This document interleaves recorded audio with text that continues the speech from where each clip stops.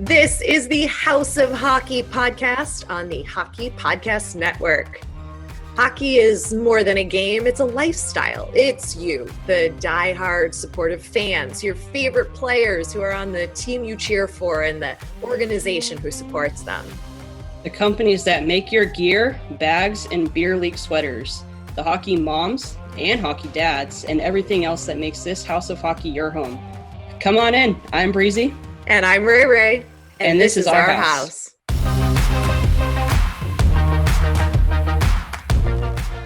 What's up, guys? Welcome back to the House of Hockey podcast, episode 42. And I am your host, Breezy. And I'm your other host, Rae Rae, still rocking her Clark Griswold Blackhawks 0-0 double goose egg hockey jersey. Nice. I wore mine actually 2 days in a row. I know that's probably odd to do, but you had to stay in the Christmas spirit, so I did. But I did get my Nashville Predators reverse retro jersey in the mail, and I was like, oh, this is so good. You love it? I love that one. I love that retro writing that they put Nashville in. Yeah, it was really sick. I'm really excited for it, so I can't wait to wear it. Yeah, you get to wear it January 13th when the new season starts. I absolutely do. That I do. Are you going to wear it on opening day? That's the goal. I think I should. Although I did order it, and I feel like, because I didn't want it to be like super big like all the other jerseys. I wanted it to be like a little bit more fitting, but then I calculated the sizing, and it's a little snug. And my dad goes, "You probably don't want to wear an undershirt under that." And I was like, Dad. Oh. But it's super sick. I think I'm just going to say whatever and just wear it because I feel like I just need to rock it on game nights. Before we jump into our thoughts on the upcoming they're calling it the 2020-2021 season technically. We also have no guests this week, so you just get to enjoy me and Breezy and our thoughts and opinions and feelings about the fact that hockey's returning. That's what's happening this episode. We finally got to reunite, and I think it's been like a full year since I've seen you. It's definitely been, because when we talked, I believe it was like December of last year when we met up at Toyota Sports Center. Yeah, that's crazy. Not because we didn't want to see each other, for all you haters out there. It's obviously because of quarantine. And we just, started the pod in March, and it's been awesome. It was so good to see you in real life, and we took some really awesome photos. Stay tuned for that. I'm sure you guys all saw our Christmas pictures. We found Santa Claus, you guys. On accident. Unexpected. It was very unexpected, actually. Please tell everybody my reaction upon seeing Santa Claus. We were at this old train station that's no longer active, but they've turned it into a museum. And we walked around to the platform, and what did Rae Rae say? I was startled because I walked up first, and I turned the corner, so we walked in the back way. And it's a deck area. We need to paint the picture for him, but like a platform, kind of like a train platform. Yeah. And so we walked around the back side, and we were gonna try to take pictures on the front side of it but we did see that there was people there, and we're like, that's kind of weird. Are they open? This is odd. And so I turned, and I was like, Santa, but in my head, and I looked at you, and your jaw was on the floor. And you're like, we found Santa. That's Santa effing Claus. I was like, oh my God, there's kids. There's kids. I'm like, it's fucking Santa Claus. And Breezy's like, oh my God, I don't know her. And she's like, we need to take a picture with him. And I was like, sure, if you want. We have to. We found him. We have to. Oh, yeah. I was so excited. I was like, run back to the car. I'd be like, Santa, how long are you going to be here? He's like, I don't know, about a half hour longer. I'm like, okay, good. We'll stay right there. Don't leave. Breezy, quick, go to the car, get our jerseys. You were like, run like the wind. And I was like, I ain't running. It was a Christmas miracle, Breezy. We did It was not. a Christmas miracle, and I almost died on an avocado that was smushed on the floor because I almost slipped. That's true. That's true. And we have to give a special shout out to our photographer, Ivan. Ivan, what a guy. He took some really rad pictures of us. We needed some Yes. Christmas photos and just regular photos. But anyway, that's His name's really not Ivan, but he was doing such a good job at taking the photos. Thank you, Zach. If you're listening, if you're not, thank you, Zach. Anyway, but I was like, I feel like you're doing so good. We need to give you like a photographer name. He goes, call me Ivan. Okay, Yeah. sure. Yeah. Well, let's talk about the season because we haven't talked about anything as if you've all been listening, and I'm sure you're just waiting to hear what Breezy and I have to say. I don't know how this decision was made, but the opening day game is the reigning Stanley Cup champions, the Tampa Bay Lightning, versus my Chicago Blackhawks. I mean, that's just going to be a goddamn massacre of the Blackhawks. Like, Christ, what a freaking horrible matchup for opening day. Oh, my I mean, God. someone's got to do it. Someone's got to do it. Yeah, but our team is in peril. Like, Kirby Duck got injured at the World Juniors. He's our future captain, and like, he's out. We have no goalie, if you could remember. All kinds of other problems are happening. We traded Slater. I can't say his last name correctly. Kiko,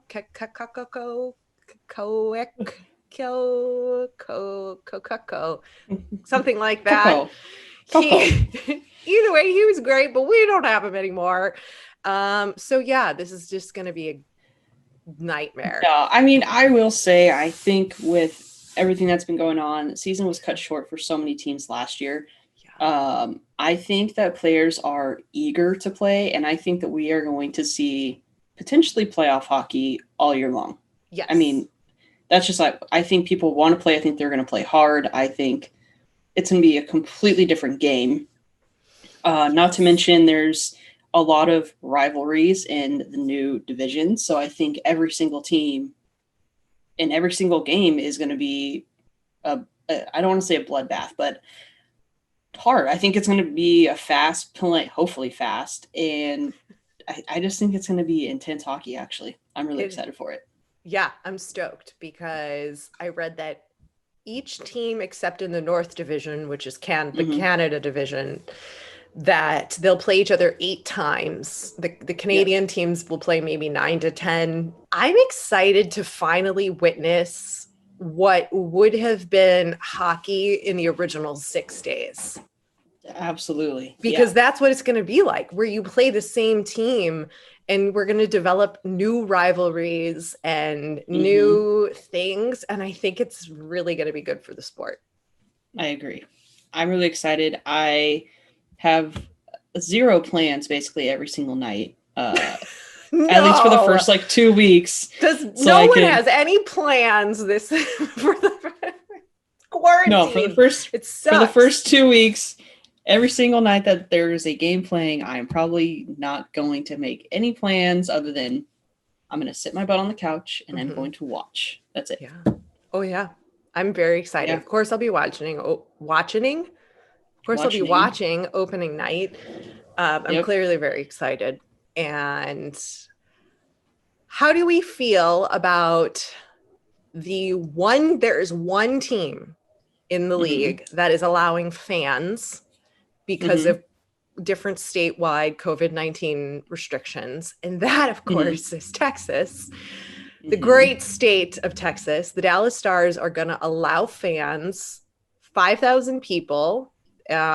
What's the percentage? It's just a reduced capacity. I think that arena, American Airlines Arena, is that where they play? Yeah. That's 18,500 normally. So super small amount of fans, but there will be fans in Dallas. Yeah. Does that mean everybody's going to be going to Texas to watch hockey in person?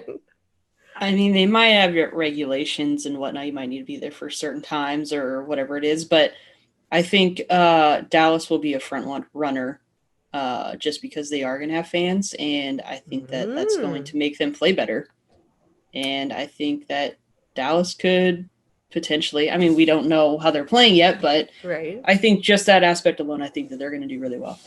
And even with Sagan being out after having surgery, Did they say recovering, how long he was going to be out for? I don't know. I mean, he posts on his Insta. That's how I know his updates, but I have no clue. I can't imagine he would be on the ice opening day. Yeah.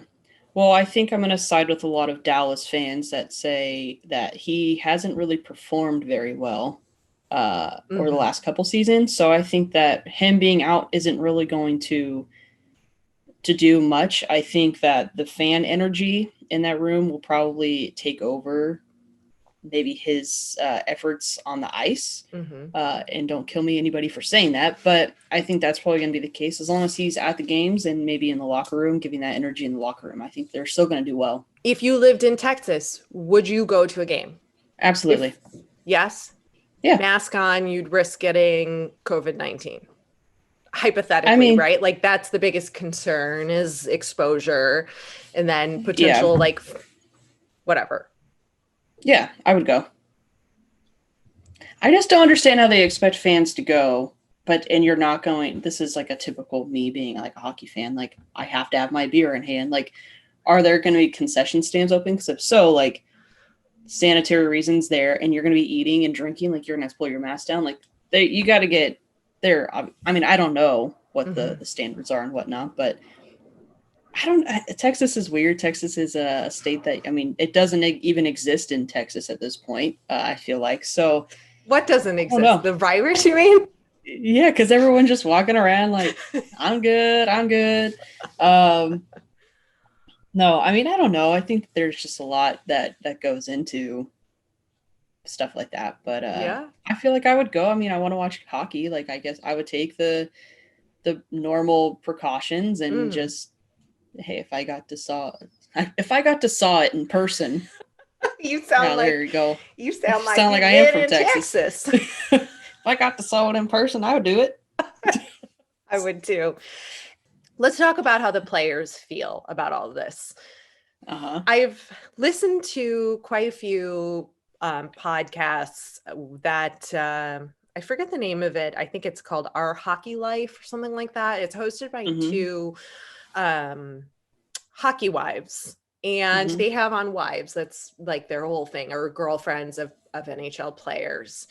Yeah. And the consistent thing I've heard from the wives during the playoffs was that the players, while they had the opportunity to opt out, right? Like everybody was given the freedom to choose if they wanted to play or didn't want to play. They all basically were saying that's really not the case. Like, you have to play. If you want to make your money and play and stay on this team and not become a bad egg or whatever, you have to play. I mean, unless you have like an actual physical health condition, I'm sure you get a little bit more of a pass. But if you're healthy, you're expected to play. So the same thing is happening now again, right? The players had the opportunity to opt out through the December 26th or a few days after or whatever. And if they did, the team was not obligated to pay them their salaries, and the teams had the option of basically rolling over the player's contract. So there's like, you're being presented with like, you either risk your life and your potential family's life with exposure to COVID-19, or you lose all your money and basically your career is over. So, I mean, I think I'm going to try to not be so hard on the players this year, especially my Blackhawks, and just be really grateful that they are playing, and knowing that, a lot of them, of course, really do want to play and are stoked and they love this. And yes, there's a risk, but some of the players have it worse. They have kids that have, immune deficiencies, and Mm-hmm. they have no other choice. Like they do have a choice, but basically their choice is not be able to get paid. Yeah. Right. And I think that's a really tough decision, though I do understand, and I think the players do too, but at the same time, it just sucks, right? Yeah. Like Right. they don't I mean, really I have think an you can. option. Yeah. I mean, I think you can look at it as a way of, because I think at the end of the day, everyone wants to go and do their job and get paid, right? And if you're not doing a job, then you shouldn't be getting paid. Agreed. And then there's things where, if you decide to opt out, that's a reason why. And not to say that, athletes or anything are better or should be even categorized with like frontline workers or anything like that, or people with essential jobs. But I feel like it's kind of same maybe aspect, but not putting them at the same level, no, by any means. But if you're going to go, like, frontline workers are putting their lives Mhm. at risk and bringing that home to their families who have, you know, kids who might have the same kind of health concerns or whatnot. But I think it's just a decision, and I think hockey players are competitive. They want to do it. They're going through proper protocols. They're getting their testing. They're quarantining. Mhm. They're doing everything they possibly can do, which, again, frontline workers, they're not doing those things because they can't. They don't have that luxury of being able to do it. Right. So I think that there's different ways that you could look at it. And if they decide to go and do it, perfect. That's entertainment for us. That's fantastic. I'm super thankful for that. Mhm. And being a hockey fan, you want to see the boys back on the ice. Yes. But at the same time, like, if it's too risky, then they shouldn't be doing it at all.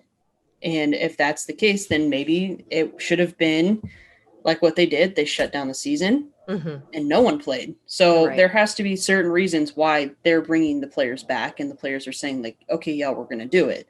Because if there wasn't that agreement, then we'd be back to square one where there's no hockey. That's true.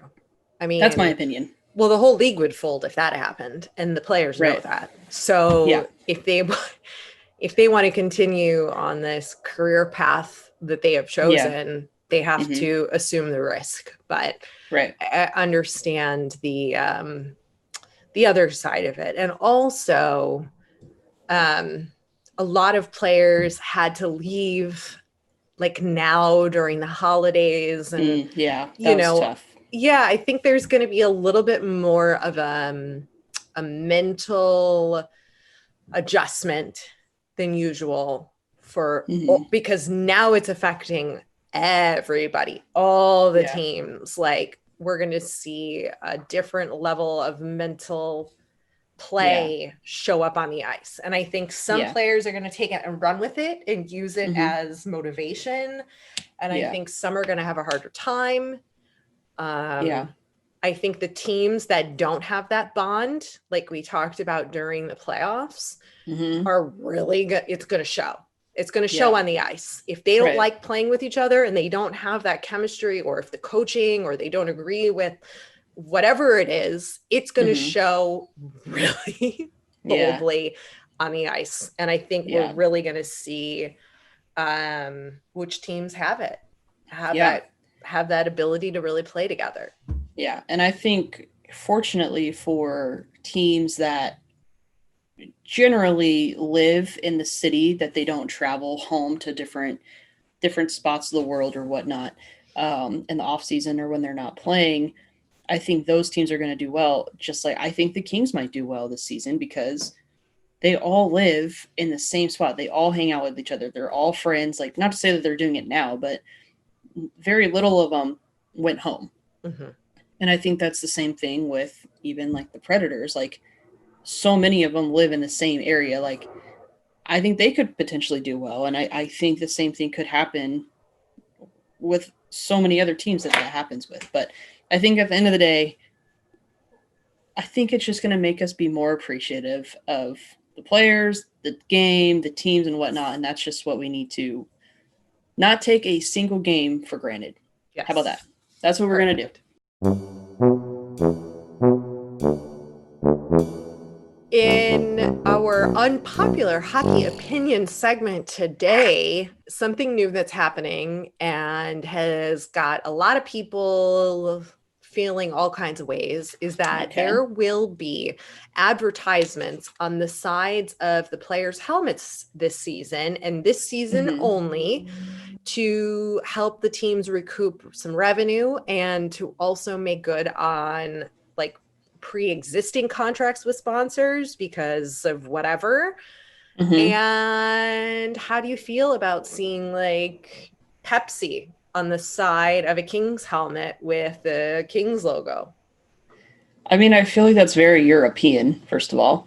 Kind of sick, actually. I think that, I don't know, for some reason I think it's kind of cool. But I don't know. I don't think it's that big of a deal to like have a fuss about it, I guess. I mean, I don't know. Like, I prefer without, but like, why do I prefer it without? I don't know. Because it looks clean. It looks slick and smooth and whatnot. Am I really going to probably look at the helmets? Probably not. Like, ooh, Right. Pepsi. That looks delicious. I think I'm going to go drink one. I don't even drink Pepsi. Like, you know, Geico. I'm definitely not going to go call Geico right now to try to switch my insurance because I'm watching a freaking hockey game. Valid Let's point. be real. So what's your opinion on it? I You like it or you don't? Could care less. I could care less. Okay. I don't like it. I Okay. understand it.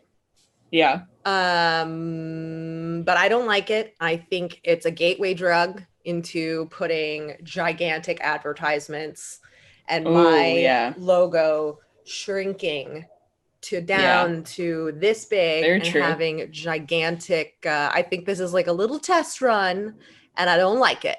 We're not Europe. We're the NH frickin' L.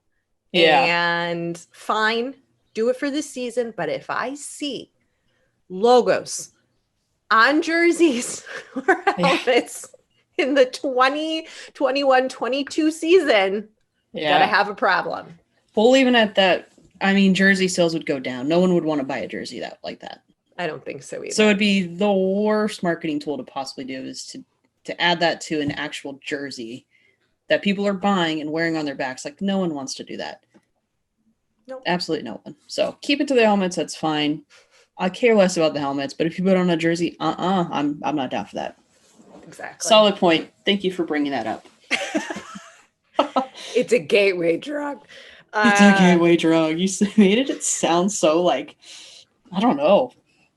You said that, and serious? I was like, oh, yeah, you're right. Yeah. Not messing with you today. Our podcast is proud to be on the Hockey Podcast Network, and the network is home to many other incredible podcasts, including this one. I'm Corey Grimshaw. I'm Richie Suave Flores. And this is Sporty with Corey and Richie Suave. On the Hockey Podcast Network. What did I just listen to? Oh, this game is just bullshit now. Oh my gosh. They actually make me feel uncomfortable. What was it? Panty what? The game has gone to bullshit. Panty melted? Why do we record these during the middle of games? Oh, God. Be sure to listen to Corey and I every Monday. We are your go-to source for the Arizona Coyotes on the Hockey Podcast Network. Shut the front door. Not shockingly to anybody listening or who knows me, is about some news that happened a couple weeks ago, but I just didn't have the energy to get all hot and bothered about it. And today I'm going to get hot and bothered about it, is that the Chicago Blackhawks have made Stan Bowman president of hockey operations, as well as retaining his general manager title. Why give this man more control? Now he has all the fucking control of everything that happens on the ice with the players. And I got to tell you, I don't think we're going to do well this season at all whatsoever. What is the logic behind this? I need somebody to explain it to me because I don't understand. I was like, of course they did this. Like, of course, I mean, and I know everybody goes, okay, Rachel, fine. If Stan's not in charge, then who would you rather have? You know what? I don't have that answer. But what I do know is that this is not a good decision for the Chicago Blackhawks. I feel like they just go, this is going to really piss her off. Let's do it. Yes. Yes, I know. I know Stan Bowman is so concerned with pissing me off and getting back at me because I'm a huge like presence in his life. But geez, guys, I'm not drinking his Kool-Aid anymore. I was drinking the Kool-Aid for like a year or two after Quenneville was fired very unceremoniously or ceremoniously, whatever, in a horrible way. And I'm not drinking his Kool-Aid. And you don't even like grape Kool-Aid. I don't like grape Kool-Aid. And I'm not drinking the one that Stan Bowman's trying to serve up right now. And I don't know why the words are, but if somebody could tell me what's in that Kool-Aid and explain it to me, I would be a much happier person. That said, I will still support the boys on the ice. Okay, I feel better now. All right. Glad we were able to listen to you. I had to let it go. I had to let it out. You know, when you get like angry, like I don't get very angry except about like certain things like that. And I get to just channel all of the anger I feel that actually really has nothing to do with Stan Bowman, but like other things in life, right? And I just get to channel it to that. And it just makes me feel better. Because maybe we should change the name to Shut the Front Door Therapy Sessions. There you go. We hear you, we understand you, and we feel for you. You know what? We just want to be heard. And I appreciate you for hearing me and everybody who's I will listen still to listening. you anytime you want. Ooh, oh, today, by the way, your nuts are freaking fantastic. Well, thank you. I gave Ray Ray a sack of nuts. A sack of nuts. And I ate that sack of nuts. I said, here, try my nuts. And I threw her a sack of nuts. That's literally what happened. Literally. Phenomenal. Breezy's barbecue pit. She is serving up some delicious, what do you call that? Roasted nuts? Grilled nuts? Smoked nuts. Yeah, that one. Breezy's barbecue pit. She's a smoking. I have some pork belly burnt ends on there right now. I had to make them. They were getting a little frosty out there. So I was like, I'll throw some barbecue sauce on. Not even barbecue sauce. What do? I put barbecue sauce on them. Anywho, so I got those on, and then I am trying a new recipe today. They're quite popular online. They are called drumstick lollipops. Ooh. So I am doing a bacon wrapped chicken drumstick, and they look like little lollipops because you have to like put the whatever down, and you wrap the bone side with aluminum foil. And then you cook it upside down. And then once you're done, you pull it out. And then you dip that sucker in barbecue sauce and put it back on the grill for a minute. Ooh. You've never made these before? I've never made them before. So I am attempting today. So they're probably not going to look too hot. But I'm going to try. I really am going to try. So what else? What else do you want to talk about? That's it. We're done. I think we're done here. Are we done? Okay. Sure. We'll be done. We could be done. I think we're done here. Listen, we got exciting things happening. We're going to have hockey to talk about soon. Yes. And enjoy New Year's, everybody. And we hope you all had a wonderful Christmas or Hanukkah or Kwanzaa or whatever it is you celebrate or don't celebrate. We just hope you had a wonderful last 2 weeks of December. Yeah. And we hope you have a happy and safe New Year. Mm-hmm. And at 12:03 p.m. a.m. 12:03 a.m. Yes, New Year's Day. How about we all just cheers each other mentally, telepathically? Blink. Why 03? I don't know. I just wanted to say it at time. Because like I think people are done like celebrating at like 12:03. So then at 12:03, that's just one little dink. Pour one out for the boys, maybe. I don't know. to us, to the House of Hockey podcast. To everybody, to having a better year. Okay, yes. Yeah. A cheers to All the right. world. Yeah, that took way too long to explain. It's not funny anymore. Okay. Just kidding. Happy New Year. Happy New Year. 12:03. Let's go to bed. Thanks for coming over to our House of Hockey podcast and hanging out with us. We'll be back next week with a brand new episode. And in the meantime, you can follow us on social media. Just look for House of Hockey podcast. We'll be back next week.